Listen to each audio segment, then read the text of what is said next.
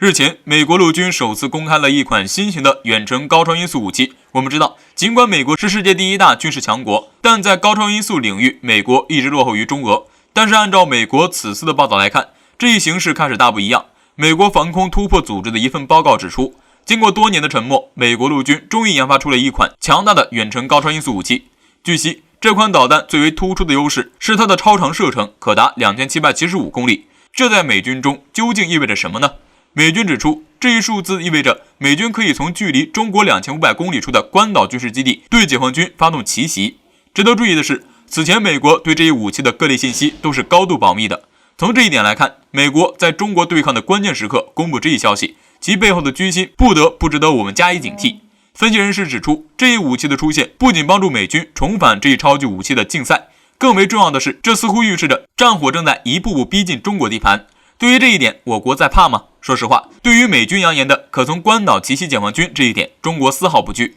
我们知道，一直以来，美国在威胁打击中国这件事上丝毫不手软。早在很久之前，美国空军就具备了从关岛甚至是美国本土轰炸我国的能力。但是这么多年过去了，美国仍然没有采取任何行动，归根结底还是对中国的反击能力有所忌惮。当然，这也只是我们的乐观估计，不排除美军真的铤而走险的可能性。到那时，中国也有3招反制措施，把他们的奇袭想法硬生生兑回去。第一招当然是借助中国的东风快递，一旦中美之间发生战事，那么美军在太平洋的军事基地将成为中国军方的首要攻击目标。作为美军对抗中国的战略要地，关岛自然逃脱不了这样的宿命。而除了东风系列导弹外，中国还可使用核潜艇加巨浪3潜射洲际弹道导弹的组合对关岛进行打击。相比于可自由行动的航母，打击军事基地可以说容易多了。当然，还有最为直接的方法，就是派出轰炸机对其进行密集轰炸。随着中国导弹打击精度以及威力的提升，攻击一个军事基地根本不在话下。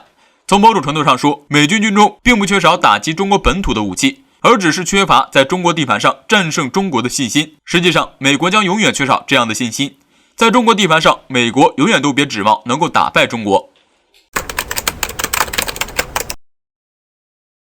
美国宣传中国威胁论已然是9成惯例，最近更是说多了自己都信的真情实感。最近这段时间，美国制定的2045年战斗部队就成了美国议会上一个不大不小的议题，其中主角就是中美2045年开战一事。当然，2045年是不是开战不是美国说了算的，毕竟美国现在都不敢光明正大的与中国开战，更何况等到2045年已经发展更为强大的中国呢？但是这并不妨碍美议员再次大放厥词，不仅要和中国开战，时间还要更早呢。据美媒报道称，美国前海军军官、现任众议院副主席的伊莱恩·卢利亚最近就表示，种种迹象表明，中国攻台时间将近，很有可能就是最近的10年以内，不排除更早。到时候美国海军必然要出击，而如果想和中国开战，美国海军必须要立即做准备。美国此前制定的2045年战斗部队计划，排除掉威胁论部分，大致上就是把现在美国苟成的军队改革。毕竟现在美国军队强大是强大，但其内里却非常糟糕，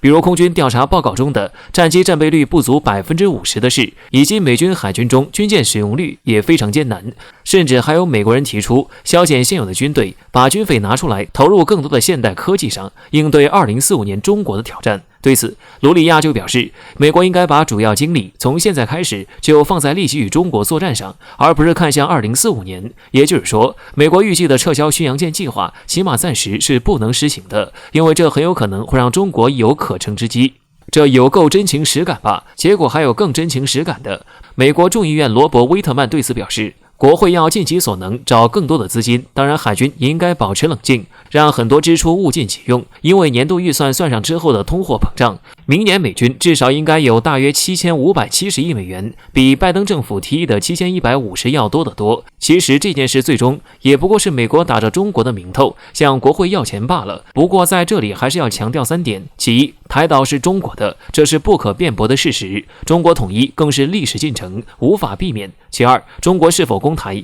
取决于美国是否踩到中国红线，只要美国不动作，中国自然更愿意以和为贵。其三，中国从来都不怕和美国开战，东风导弹更是随时恭候。最后，中国在国际上已经成为绝大多数国家的榜样，而美国却成了麻烦制造机，拼死的暴徒。世界早就看穿了美国真实的模样，美国如今再如何跳脚又能如何？最后感动的也只有自己，就像是如今说把威胁论说到最后自己都信了。在5月19号，印媒今日印度对外发表一篇名为《解放军归来》的文章，在文章中声称，解放军突然大规模在拉达克东部地区的前沿地区集结，这一事件引发了印度军方的高度警惕。从卫星图片中，大规模的营房也被确认。除此以外，解放军还在之前建设的训练场中投入了多款新式装备，开始密集训练。在文中还提到，有印军高层向该媒体透露，因为美国的卫星信息共享，印度发现解放军这一次部署的规模和位置都十分巧妙。中印边境的多个纵深区域均被适当的安插了多个战斗部队，一旦动手，印度在边境前线的整个防线都将在几个小时内遭到猛烈打击。而除开地面部队的部署以外，关于解放军空军也成为了这次印军关注的焦点。不过从印度方面对外的说法来看，新疆和田机场和克什机场里解放军的战机数量有所下降，与当时中印对峙时期的部署数量来说无法进行对比。不过也不排除这其实是印度没有侦察到的情报，相关军机早已被隐藏了起来。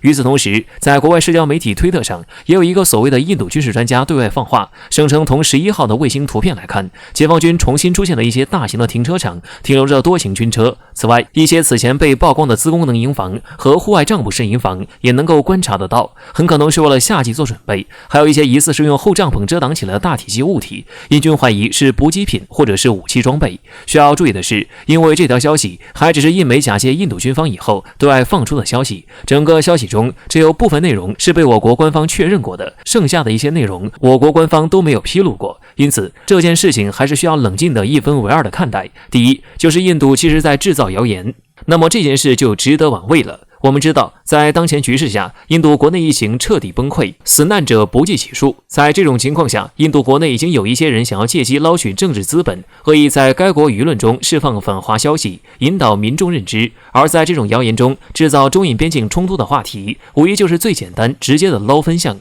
第二，如果印媒口中的解放军大规模集结属于事实，那么问题就更为简单。按照我国一贯的作风，就不可能会做出落井下石的勾当。尤其是当前我国正在与美国争夺国际影响力的当下，因此，如果我军真的紧急向边境集结，那么很有可能意味着印度真的在边境制造了一些事件，爆发突变，这才导致我国不得不将注意力重新回到中印边境。从这两个分析角度来看，前者对于我国来说就必须警惕，因为这很有可能意味着印度一些高层为了自己的政治利益，不惜牺牲国民生命，也要重新挑起中印边境局势，必须警惕印度狗急跳墙。而后者反倒简单了，既然已经把事情摆上台面，那么硬实力在前，印度再想要搞事情，可就必须要付出代价。当然，具体此事会如何发展，还需要看未来流出的消息了。